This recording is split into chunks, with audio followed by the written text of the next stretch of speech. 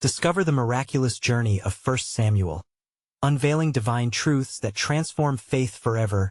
In the 3rd year of Jehoiakim, the land of Israel stood divided, a time of chaos and spiritual ambiguity marked by the absence of a central leader. Amidst this turmoil, in a small village near Shiloh, lived a woman named Hannah. Her spirit, though bound by unwavering faith, was overshadowed by a poignant sorrow, the sorrow of barrenness. Year after year, she endured the oppressive weight of her inability to bear children, her heart echoing with each silent tear as the sun rose and set, casting shadows over the tabernacle. Hannah found herself in whispered prayers, pouring her anguish before the Lord in the quiet corners of her home. She longed for a child, a treasure she believed would complete her life. Her anguish morphed into resolve, and in a moment of desperation, she made a vow to the Lord of hosts. If you will indeed look on the affliction of your servant and remember me, and not forget your servant, but will give to your servant a son, then I will give him to the Lord all the days of his life. 1 Samuel 1 verse 11. Each day, she approached the sacred tabernacle in Shiloh, her heart a tapestry of hope and agony. Her tears flowed freely as she sought him, not merely for a son, but for divine intervention in her life. It was during one of these fervent prayers that Eli, the priest, watched her closely. Mistaking her silent pleas for drunkenness, he scolded her. Yet, beneath the surface of misunderstanding, Hannah found the courage to reveal her heart. "No, my lord, I am a woman troubled in spirit. I have drunk neither wine nor strong drink, but I have been pouring out my soul before the Lord." 1 Samuel 1 verse 15. In that exchange, Eli recognized her sincerity and uttered a blessing over her request. Before we continue with this incredible biblical account, I want to make sure you don't miss any of these powerful scripture stories. Click the bell icon and select all notifications. These biblical narratives have transformed countless lives throughout history. If God's word through this story is blessing you, please like and share with someone who needs to hear about God's faithfulness today. Tell me in the comments, which biblical story has most impacted your faith journey? I'm always amazed how God's word speaks to hearts across generations. Now let's continue with what the Lord did next. As time flowed like the gentle streams of Shiloh, the Lord granted Hannah's deepest desire, and she conceived. Joy erupted in her heart, but with it came an unprecedented challenge. How does one return a cherished gift to the giver? With each coo and cry of her newborn son, whom she named Samuel, meaning asked of God, her heart wrestled against the thought of dedicating him to a life of service. The weight of her vow coiled tightly around her chest, yet her faith endured. Months passed swiftly, and soon, the day of fulfillment arrived. Hannah approached the tabernacle with trembling hands and a heart both elated and heavy. In that sacred space, surrounded by the murmurs of faithful families, she knelt, and in a prayer of dedication, she offered Samuel back to the Lord. The priests and onlookers bore witness to her bittersweet act of obedience, the air heavy with sacred anticipation. Samuel, under Eli's tutelage, blossomed into a prophetic voice within a nation confused and yearning for direction. Yet, as the children of Israel clamored for a king to lead them, a depth of moral decay threatened their covenant with the true king. The echoes of their cries reverberated, raising questions. How would Samuel respond to God's call in such darkness? Would he stand firm for the promises given by his mother? Would their longing for human leadership draw them further from the divine path? As evening descended upon the olive groves, uncertainty lingered like a whisper in the air, heralding a transformative journey ahead. Would the light of obedience lead them towards a new covenant? Only time would unveil the sacred plan unfolding before them. As Hannah's faith rippled through generations, intertwining the divine purpose with the heart of her beloved son. And it came to pass, as Samuel grew in stature and in favor with the Lord and with men, that the whispers of the people became louder. The elders of Israel gathered and approached Samuel, saying, "Behold, you are old, and your sons walk not in your ways. Now make us a king to judge us, like all the nations." Their hearts were heavy with the desire for a leader, a man to go before them, to fight their battles and guide them as a king would. But Samuel was displeased, for he realized that the people's cry was not just for a king, but a departure from trusting in the sovereignty of God. He sought the counsel of the Lord, whose voice came to him in the stillness of the night, saying, Hearken unto the voice of the people in all that they say unto thee. For they have not rejected thee, but they have rejected me, that I should not reign over them. 1 Samuel 8 verse 7. Samuel, filled with a weighty sorrow, conveyed the words of the Lord to the people, cautioning them against their request. This will be the manner of the king that shall reign over you, he warned. He will take your sons and appoint them for his chariots and to be his horsemen, and they shall run before his chariots. And he will take your daughters to be confectionaries, and to be cooks, and to be bakers. 1 Samuel 8 verses 11 to 13. Yet, in their stubbornness the people persisted, Nay, but we will have a king over us.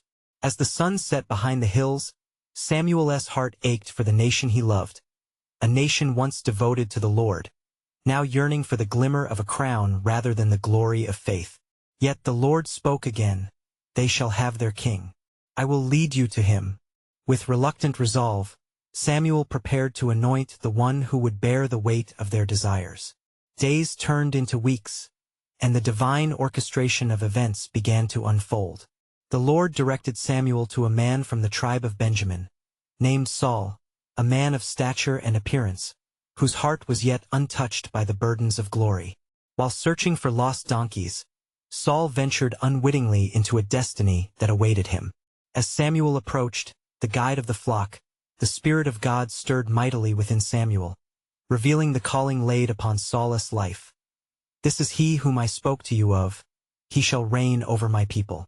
In that moment, amidst the sacred oil and sacred promises, Samuel poured the anointing oil over Saul's head, proclaiming the words that would forever mark his life.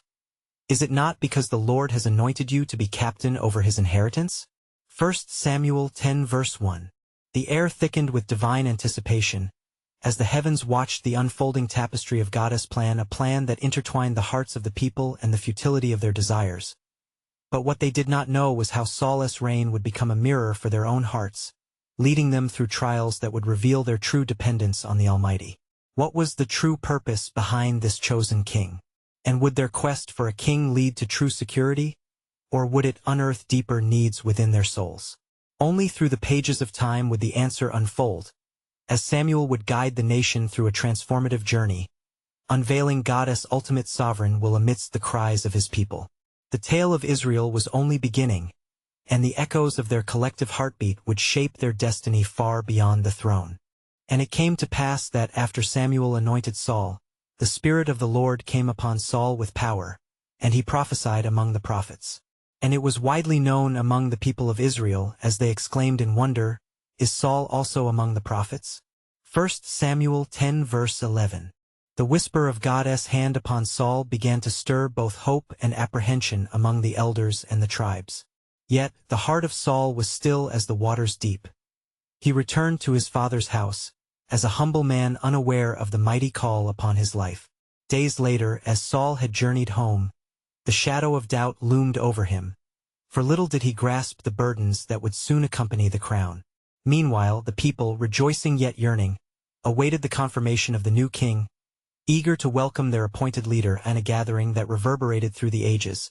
Samuel called all the tribes of Israel to Mizpah, and the Lord spoke through him, saying, I have brought Israel out of Egypt, and I delivered you from the hands of the Egyptians and from all the kingdoms that oppressed you. 1 Samuel 10 verse 18. Samuel then began to cast lots, and as the lot fell to the tribe of Benjamin, the family of Matri, and the name of Saul, the son of Kish, the air thickened with expectation. He arose from the midst of the people but was not to be found. Thus Samuel prayed, Is there yet a man to come forth? And the Lord responded, Behold, he hath hid himself among the stuff. 1 Samuel 10 verse 22. The people brought Saul forth, stationed among the people, and he stood taller than any in Israel, a sight to behold. Samuel declared, See ye him whom the Lord hath chosen, that there is none like him among all the people? And the people shouted, God save the king. 1 Samuel 10 verse 24. But the heart of the king was heavy, for amidst the chance of victory, he understood not the depths of the call, nor the path that lay ahead. Samuel spoke to the people concerning the rights of the king that would rule over them and wrote these words in a book. setting it before the Lord. And Samuel dismissed the people each to their own city. Yet, not all embraced this change of leadership. Some scorned him, saying, "How shall this man save us?" 1 Samuel 10 verse 27. But Saul held his peace, for within him stirred a silent resolve, an echo of fate entwined with divine purpose. Even in the faces of doubt, as days turned to months, the reality of leadership would weigh heavily upon Saul, and the call upon him would become a crucible wherein his faith would be tested. At that time, the Ammonites threatened the people of Jabesh-Gilead, and the cries of distress reached the ears of Saul.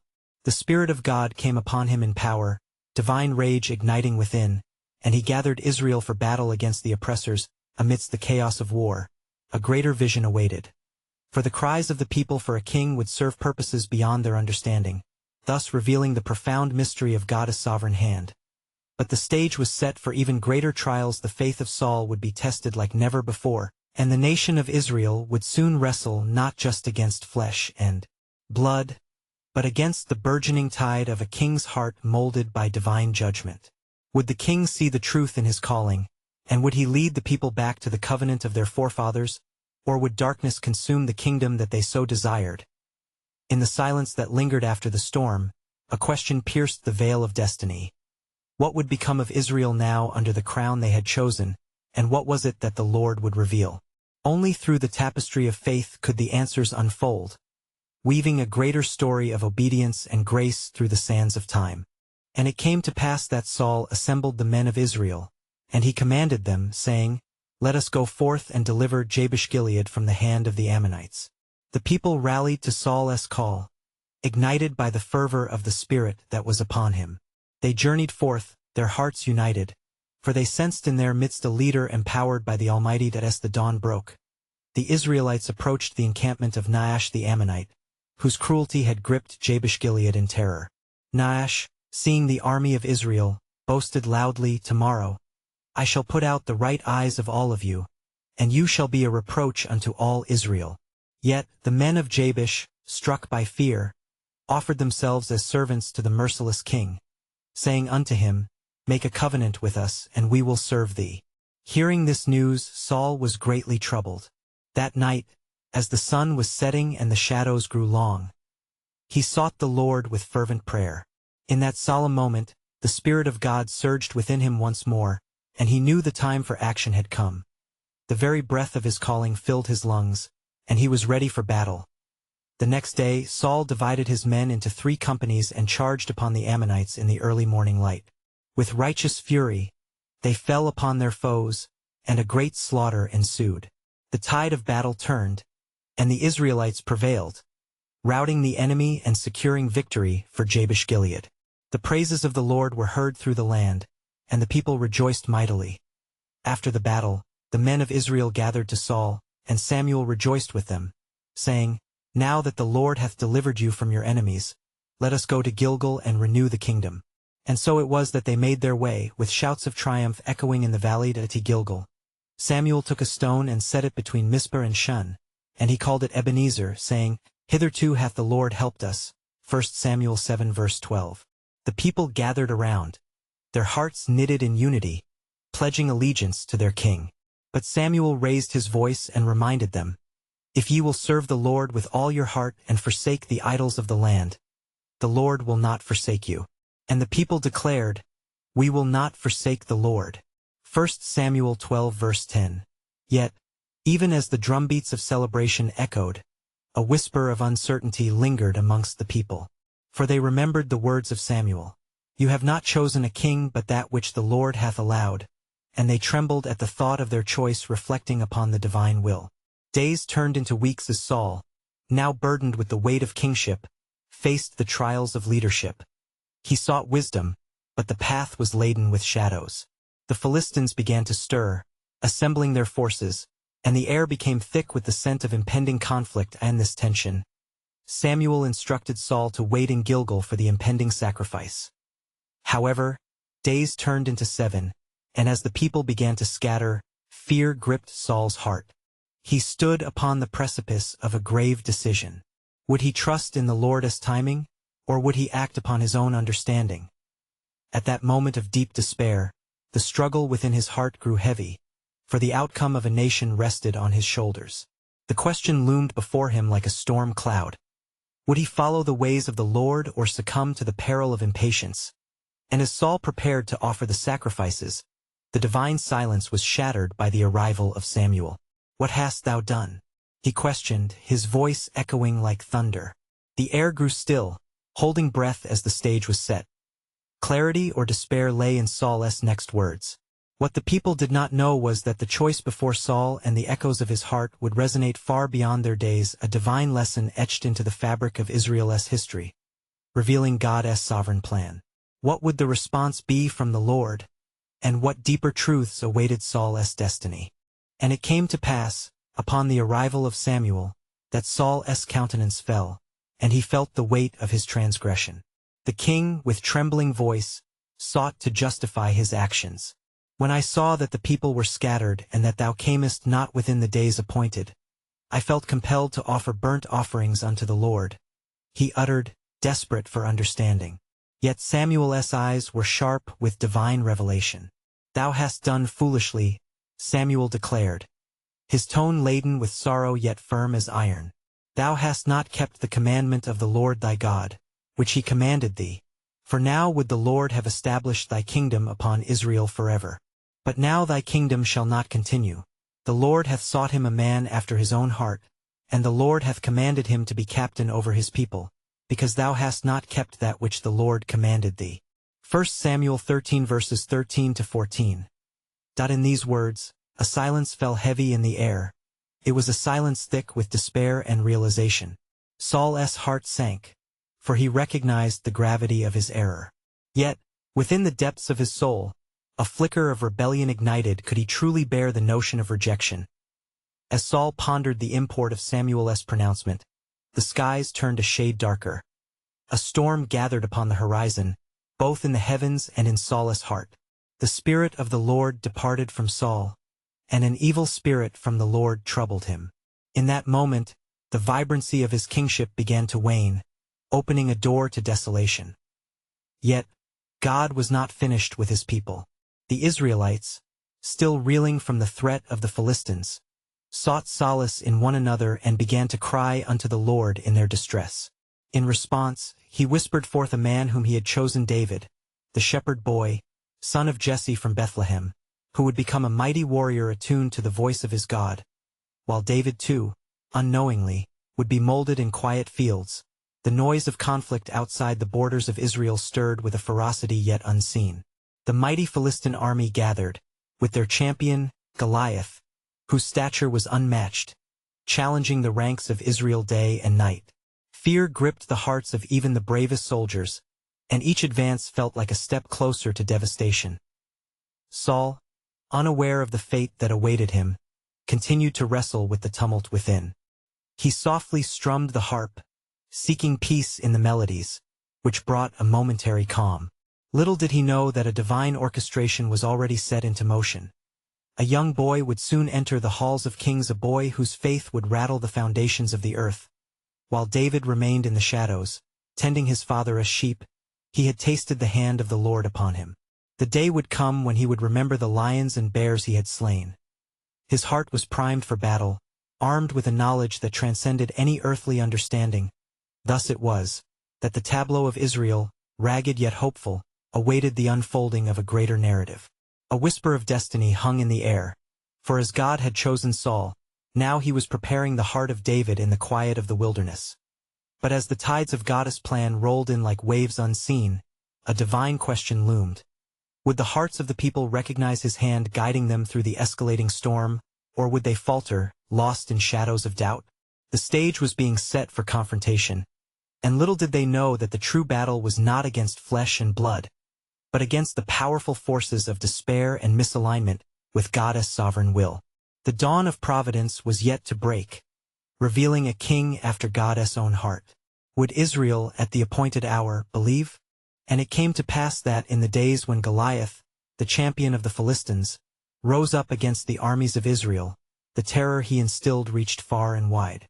Day after day he strode into the valley of Elah, his voice echoing like thunder, challenging the men of Israel to send forth a warrior. "Choose you a man for you and let him come down to me," he boomed, and with every taunt, fear gripped the hearts of Saul's soldiers more tightly. Meanwhile, in the fields beyond Bethlehem, David, the youngest son of Jesse, fulfilled his humble role as a shepherd, unwavering in his duties. As he tended the tender lambs, he often reflected on the prowess of his God, the one who delivered him from the paw of the lion and the claw of the bear. "The Lord that delivered me out of the paw of the lion, and out of the paw of the bear, he will deliver me out of the hand of this Philistine," David proclaimed, his faith steadfast and unyielding. On a day filled with foreboding, Jesse commanded David to take provisions to his brothers, who stood fearfully before Goliath. "Take now for thy brethren an ephah of this parched corn, and these 10 loaves, and run to the camp to thy brethren," Jesse instructed. Obediently, David set out at dawn, feeling a stirring within his heart. Something greater awaited him beyond the hills. Upon arriving at the camp, David heard the thunderous challenge of Goliath. The sight struck a chord within him, for he saw not merely a giant but a mockery of the God of Israel. The murmurs of fear from the men of Israel surrounded him like a dark cloud, yet David's spirit burned bright. Who is this uncircumcised Philistine, that he should defy the armies of the living God? He asked, his youth imbued with divine courage. Word of David's boldness reached Saul, who, worried and dismayed, summoned the young shepherd to his presence. "Thou art not able to go against this Philistine to fight with him, for thou art but a youth, and he a man of war from his youth," Saul admonished, his crown heavy with the burden of kingship lost. Yet David, resolute, shared the testimonies of his victories against wild beasts. "Thy servant kept his father's sheep, and there came a lion and a bear and took a lamb out of the flock. And I went out after him, and smote him. The same God that was with me then will be with me now," he declared.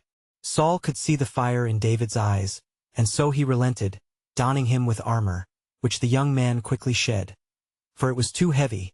Taking only his sling and 5 smooth stones from a brook, David approached the encamped Philistine. As he drew near, Goliath laughed scornfully. "Am I a dog, that thou comest to me with staves?" But David, filled with the Spirit of the Lord, stood unwavering. "Thou comest to me with a sword, and with a spear, and with a shield. But I come to thee in the name of the Lord of hosts, the God of the armies of Israel, whom thou hast defied." His voice rang out with faith that shook the heavens. With that, David slung a stone, and it struck Goliath upon the forehead, bringing him down as a fallen giant. The earth quaked at the divine display of power, and the Philistines fled in terror, knowing that Israel's God had delivered them. Thus the narrative shifted, for in the triumph of this unexpected hero, the hearts of Israel surged with hope. God's sovereign hand was moving, bringing forth a king after his own heart. Yet the shadows of Saul's rejection lingered, a heart wrestling with disarray and uncertainty. Little did they know, greater battles awaited, and a divine plan was unfolding beyond their comprehension. And in that moment, the divine question echoed in the hearts of the witnesses. Would they recognize that victory could come not through might, but through humble faith and trust in the providence of God? A new chapter loomed on the horizon, revealing that the heights of faith could change the trajectory of a nation forever. And it came to pass that as David stood over the fallen giant, the tumult of battle was replaced by a profound silence in the valley of Elah.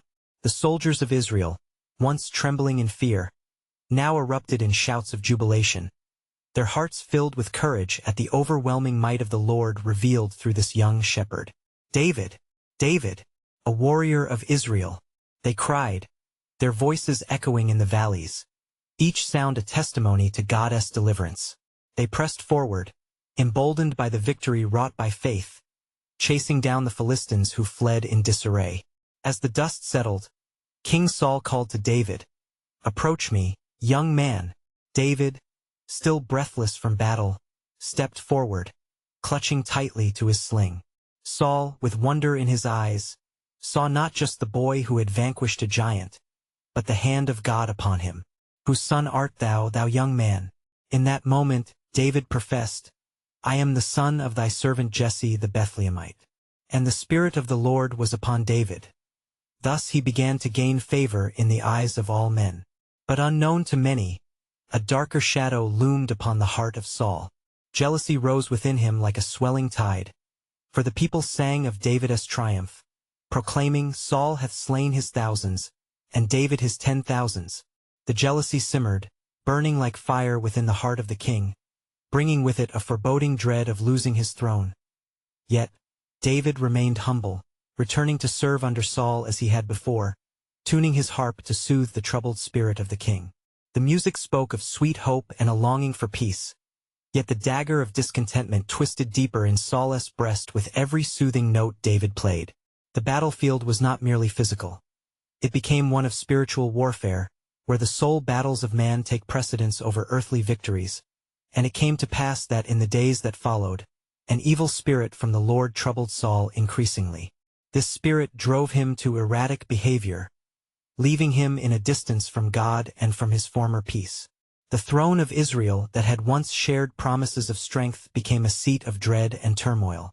David continued to strengthen his bond with the people, and they celebrated in his presence. Yet, there were whispers of conflict where loyalty divided, and a secret plan brewed in the corridors of the palace.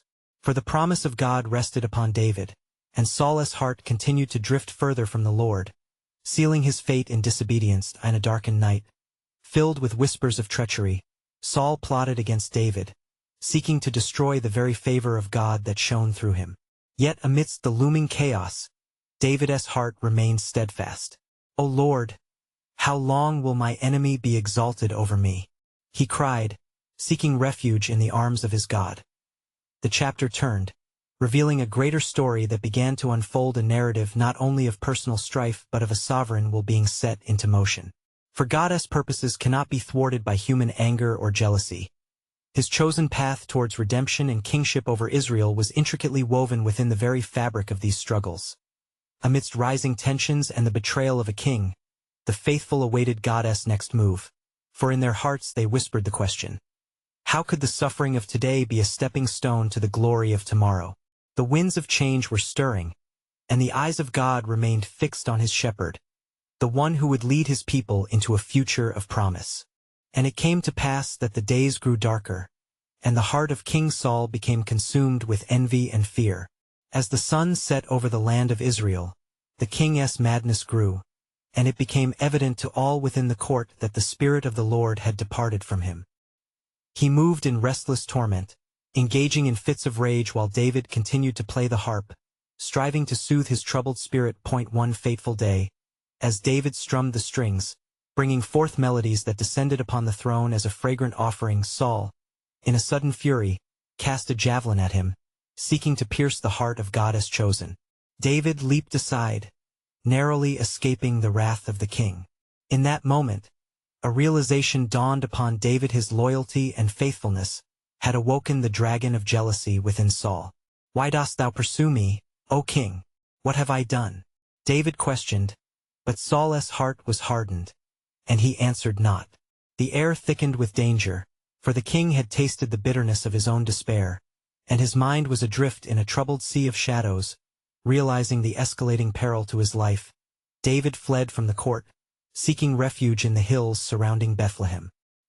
He found solace among the caves of Adullam, where the weary and the discontented gathered unto him, becoming a band of faithful men, drawn to the light of promise that shone upon David. Behold, he is anointed, they whispered among themselves, recognizing the divine favor upon the shepherdess head. Yet within the turbulent heart of Saul, the fire of wrath raged on. Call for the priests of Nob, he commanded, as he sought counsel and sustenance from those unwittingly entangled in his dark quest. Ahimelech, the priest, upon seeing Saul's countenance, trembled and asked, Why dost thou come, my lord, a servant without purpose? In deceitful cunning, Saul bared false intentions and accused David of treachery before the priests. For he hath fled from me to conspire against my throne. Many, including Ahimelech, were deceived, and in ignorance, they provided David with the showbread and Goliath's sword. But when the true intent of Saul's heart was unveiled, he commanded his men to strike down the priests of the Lord for their assistance to David. The cries of innocence echoed through the land, but Saul's grip was unyielding. Yet amidst the chaos, the Lord had not forgotten his servant. As David hid in the shadows, the word of the Lord came to him, proclaiming, "Fear not, for I am with thee. I will deliver thee from the hands of those who seek thy life." In prayer and supplication, David poured out his heart unto the Lord, finding strength in the ancient promises.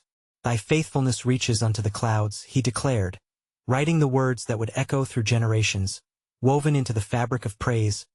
The heavens held their breath, for the conflict between the anointed and the rejected king had escalated, unfolding a drama that would reverberate through history as the people of God stood at the cusp of an extraordinary act of deliverance. And while darkness loomed like a storm over Israel, the hearts of the faithful remembered the fate of God's chosen. For even now, they whispered among themselves, "What will unfold when the appointed time has come? What future rests on the shoulders of David, the shepherd king?" Thus, they waited, encamped in hope, their souls poised for the divine revelation that approached, a flicker of light that would pierce the darkness, paving the way for God's ultimate plan to flourish amidst trial and betrayal. And it came to pass that David, in the solitude of the cave, found himself surrounded by those in distress and those burdened by grief, men whom the world had cast aside. They gathered around him, forming a fellowship bound by shared pain and hope. For in David they recognized a leader chosen by the Lord. As they prayed together, their voices mingled, rising like incense to the heavens. Upon hearing that Saul sought his life, David summoned his courage, saying unto his men, "Let us seek the counsel of the Lord, for his guidance shall be our lamp in this darkness." And so he sought the Urim and Thummim, asking the priest Abiathar for wisdom. "Shall I go into the cities of Judah?" he inquired, and the response echoed within him, "Go." Encouraged, David journeyed towards the cities of his ancestors, mindful of the peril that lay ahead. When he arrived at Keilah, he discerned that the Philistines had invaded and were sacking the threshing floors. Thus, David spoke to the Lord, saying, "Shall I go and smite these Philistines?" The Lord answered him, "Go, for I will deliver them into thy hand." With faith illuminated, David led his men into battle against the invaders, and they prevailed, striking down their enemies and recovering what had been taken. It was a mighty victory granted by the grace of the Almighty, and the fame of David increased throughout the land. Yet, despite this triumph, peril lingered close. That as Saul heard tell of David's actions in Keilah, he took counsel with his men, declaring, "I shall descend upon Keilah and capture David, for he is trapped within the walls of that city." But David, informed by the same spirit that guided him, asked the Lord again, "Will Saul come down to destroy me?" The response was clear, "He will come down." Understanding the impending danger, David called to Abiathar, saying, "Bring the ephod, for we must seek the face of the Lord." With fervent prayer he asked, "Will the men of Keilah deliver me into the hand of Saul?" And the answer was a bitter truth, "They will deliver thee." Thus David arose with his men, numbering about 600, and departed from Keilah. They ventured into the wilderness, finding refuge among the crags and caves of Ziph. Throughout this flight, David remained steadfast in prayer, his heart anchored in the Lord's promises. But word came to Saul's ears, proclaiming, "Behold, David is in the wilderness of Ziph." And Saul, in his madness, sought after the anointed, convinced that he could extinguish the flame of God's choice. "Blessed be thou, my son," exclaimed Saul when they finally crossed paths in the wilderness, "for I have pursued thee in vain." Yet David, ever discerning, understood that Saul's words bore a venomous intent. He spoke wisely, acknowledging the king's blessings while preparing his heart for whatever deed might come next. Dialogue turned to action as Saul, driven by dark motives, sought to capture the soul of God's anointed. In the twilight of that day, David found himself surrounded, yet the divine hand shielded him. In a moment unbeknownst to the king, messengers from the battlefield arrived, bearing news of the Philistine incursions. "Hurry, O king! The Philistines have invaded the land." Thus, Saul turned away, his obsession broken, but David remained in the shadows of the mountains, pouring out his soul unto the Lord. He marveled at the unfolding of events and breathed a prayer. "What is man, that thou art mindful of him, O Lord? For within the struggles of the heart, a greater revelation awaited.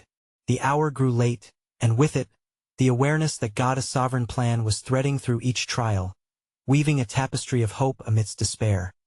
And in the quiet of that wilderness, David pondered anew, realizing, what shall become of the promise spoken over my life? The appointed time seemed distant, yet hope flickered like a flame, illuminating the path ahead, leading toward the fulfillment of divine destiny that in the end would astonish the hearts of all.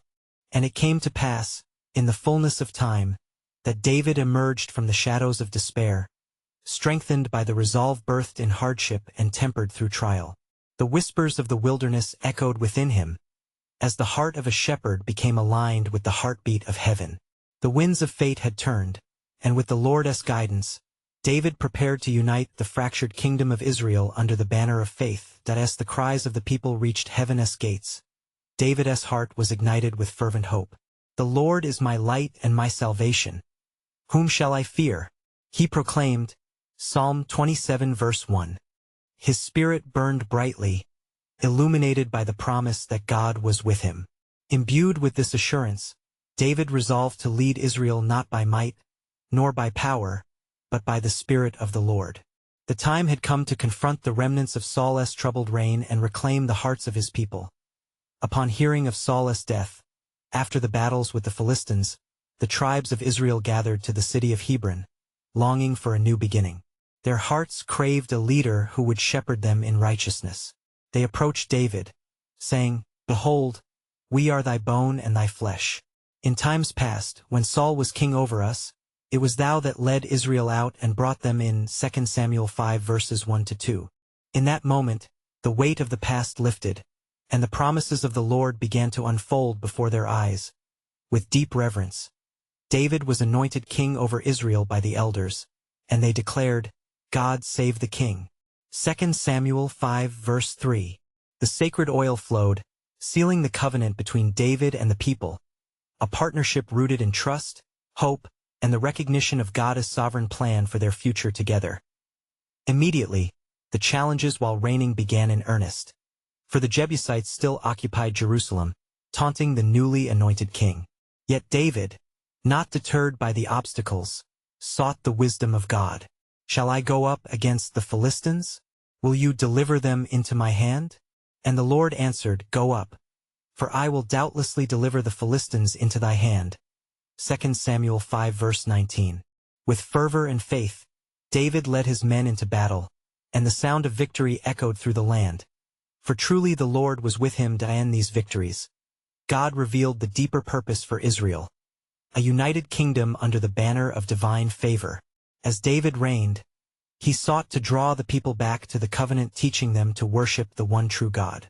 He brought the ark of God into the city of Jerusalem, dancing with joyful abandonment, unashamed of the praise that erupted from the depths of his heart. 2 Samuel 6 verse 14. Thus, the kingdom was not just rebuilt in strength, but renewed in spirit, a testament to God's unfailing love and mercy. The days unfolded, and David encountered both triumph and trials, yet through every storm, he sought the face of the Lord. Create in me a clean heart, O God, and renew a right spirit within me. He cried, Psalm 51 verse 10. The king understood that despite his flaws, God's grace remained sufficient, and by this grace he pointed the nation toward repentance and restoration. Under David's reign, Israel flourished, but challenges were not absent, as rebellion lurked in the hearts of men. Nevertheless, the sweet promise remained. God would sustain his chosen nation. The beauty of heaven intertwined with the faithful resolve of the people as they rallied together in worship, fostering a bond drawn from the tapestry of trials and providence. And so, as the sun set over the land of promise, the story of Hannah, Samuel, Saul, and David converged in a powerful testament of God's faithfulness, revealing divine purpose through brokenness and redemption. The hearts of men were transformed, spirit renewed, faith restored, as they witnessed the Lord's sovereign hand at work. Together, they echoed the refrain of an ancient truth. If the Lord be for us, who can be against us? Romans 8 verse 31. Now, dear friends, Do not miss out on these wondrous tales of goddess truth and transformative power. Subscribe immediately to our channel to continue experiencing the profound narratives that strengthen faith and bring hope. Leave a like now, for even that small act helps spread Goddess word through the algorithm, reaching those who desperately need His truth and love. Share your reflections in the comments below. How has this biblical journey impacted your faith? We want to hear your story. Don't wait another second. Share this video with at least 5 friends who long for the hope of Christ. Let us together usher in Goddess truth into every corner of our lives and beyond.